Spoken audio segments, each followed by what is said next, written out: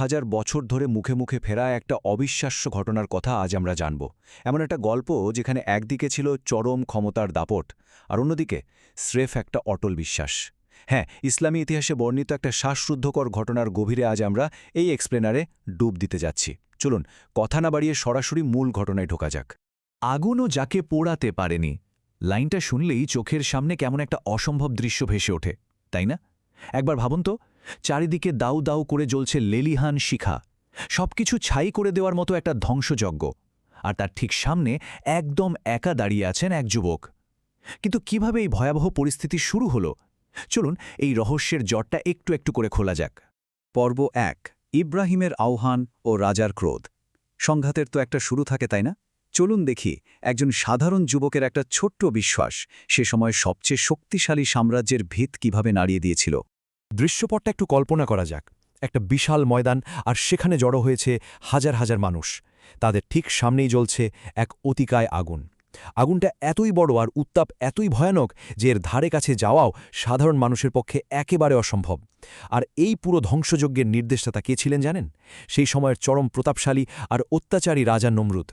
কিন্তু ক্ষমতার চূড়ায় থাকা একজন রাজা হঠাৎ এতটা মরিয়া হয়ে উঠলেন কেন?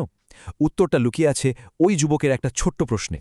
এখানে আমরা একদম স্পষ্ট একটা আদর্শের সংঘাত দেখতে পাচ্ছি। একদিকে যুবক ইব্রাহিমের খুব সাধারণ কিন্তু দৃঢ় ঘোষণা, আমার রব একমাত্র আল্লাহ। তিনি কিন্তু শুধু নিজের বিশ্বাসের কথাই বলেননি, চারপাশের মূর্তি পূজার সংস্কৃতির বিপরীতে দাঁড়িয়ে তিনি একটা বেশ তীক্ষ্ণ আর লজিক্যাল প্রশ্ন ছুড়ে দিয়েছিলেন। তিনি বলেছিলেন যে নিজেরই কোনো উপকার করতে পারে না, সে কিভাবে উপাস্য হতে পারে। একটু ভেবে দেখুন, অন্ধবিশ্বাসের যুগে এই অকাট্য যুক্তিটাই তো ছিল প্রচলিত ক্ষমতার জন্য সবচেয়ে বড় হুমকি।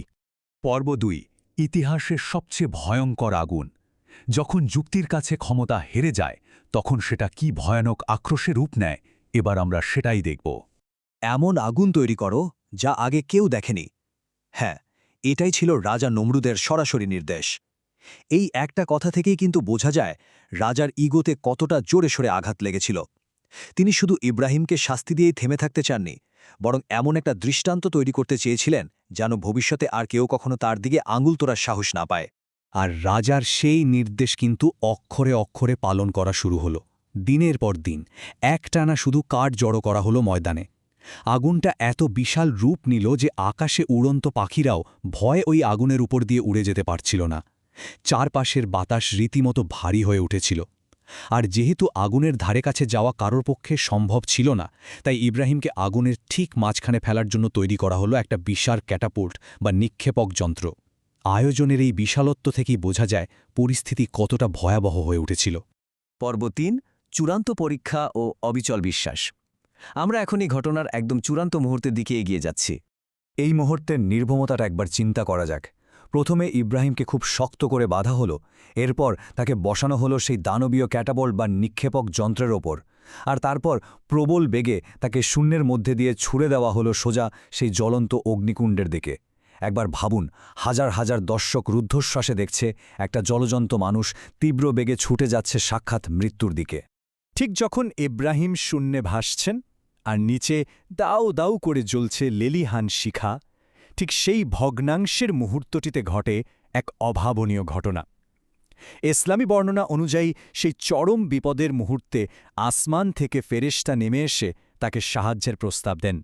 যে কোনো সাধারণ মানুষ হলে বাঁচার জন্য এই সুযোগটা কিন্তু ২ হাতে আঁকড়ে ধরত, কিন্তু ইব্রাহিমের প্রতিক্রিয়া ছিল একেবারেই অন্যরকম। তিনি শুধু বললেন, আমার জন্য আল্লাহই যথেষ্ট। একটু থামুন এবং কথাটা গভীরভাবে ভাবুন। যখন মৃত্যুর শতভাগ নিশ্চিত, নিচে জ্বলন্ত নরক, সেই মুহূর্তে এমন সাহায্য ফিরিয়ে দিয়ে এই কথাটা বলার জন্য ঠিক কতটা দৃঢ় বিশ্বাস থাকা লাগে।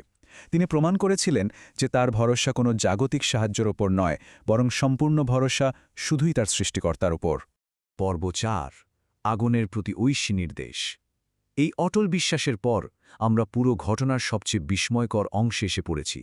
চারপাশে উপস্থিত হাজার হাজার মানুষ কিন্তু তখন রুদ্ধশ্বাসে তাকিয়ে আছে। তারা দেখল ইব্রাহিম গিয়ে পড়লেন সেই ভয়াবহ অগ্নিকুণ্ডের একেবারে ভেতরে। উপস্থিত কারোর মনেই বিন্দুমাত্র সন্দেহ ছিল না যে এই আগুনের তাপে চোখের পলকে সব পুড়ে ছাই হয়ে যাবে।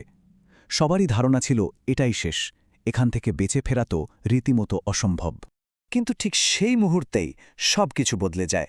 কোরআনের সূরা আল আম্বিয়ার ৬৯ নম্বর আয়াতে বলা হয়েছে, স্রষ্টা আগুনকে সরাসরি নির্দেশ দিলেন, হে আগুন, তুমি ইব্রাহিমের জন্য শীতল ও নিরাপদ হয়ে যাও। খেয়াল করে দেখুন, আগুনকে কিন্তু নিভিয়ে ফেলা হয়নি, বরং আগুনের যে মূল বৈশিষ্ট্য মানে পোড়ানোর ক্ষমতা, সেটাকেই পুরোপুরি বদলে দেওয়া হয়েছিল। প্রকৃতির সবচেয়ে ধ্বংসাত্মক একটা শক্তি চোখের পলকে হয়ে উঠল এক পরম শান্তির আশ্রয়।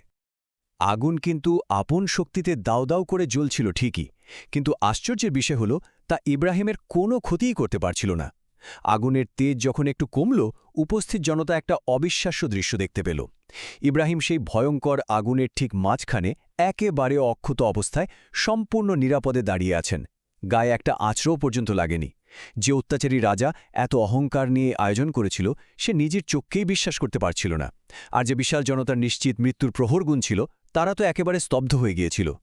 তাহলে আজকের এই পুরো ঘটনা থেকে আমরা আসলে কি বুঝতে পারলাম? হাজার হাজার বছরের এই ঘটনাটি কিন্তু আমাদের মনে একটা গভীর প্রশ্ন রেখে যায়।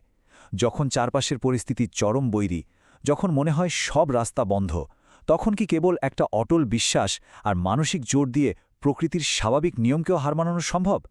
যখন ভেতরের বিশ্বাস বাইরের সব ভয়ের চেয়ে বড় হয়ে ওঠে, তখন তার ফলাফল কতটা অলৌকিক হতে পারে, এই ঘটনাটাই তার সবচেয়ে বড় প্রমাণ। আজকের এই এক্সপ্লেনারে আমাদের সাথে থাকার জন্য অনেক ধন্যবাদ। আশা করি এই বিশ্লেষণটি নতুন কোনো ভাবনার দুয়ার খুলে দেবে।